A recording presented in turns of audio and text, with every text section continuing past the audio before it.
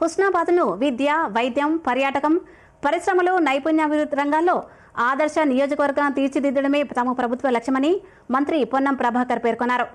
సిద్దిపేట జిల్లా హుస్నాబాద్లో 45.15 కోట్ల రూపాయల వ్యయంతో ఏర్పాటు చేయనున్న అడ్వాన్స్డ్ టెక్నాలజీ సెంటర్ నిర్మాణ పనులకు మంత్రులు పొన్నం ప్రభాకర్, వివేక వెంకటస్వామి భూమి పూజ నిర్వహించారు.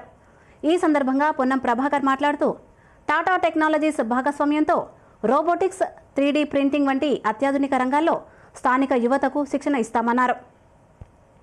ఇక టామ్కామ్ ఆధ్వర్యంలో నిర్వహించిన మెగా విదేశీ ఉద్యోగ మేళాను సుమారు 1500 మంది నిరుద్యోగ యువత నమోదు చేసుకోవడం సంతోషకరమని వెల్లడించారు.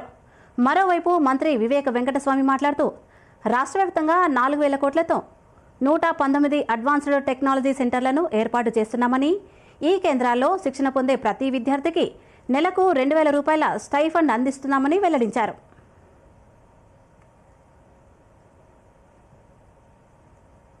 తెలంగాణ నిరుద్యోగ యువతను శిక్షణ ఇచ్చి విదేశాల్లో ప్రభుత్వానికి మధ్య ఒప్పందం కుదుర్చుకొని విదేశాల్లో ఉద్యోగాలు ఇప్పించేటువంటి సంస్థ యొక్క జాబ్ మేళా కార్యక్రమం జరుగుతూ ఉంది.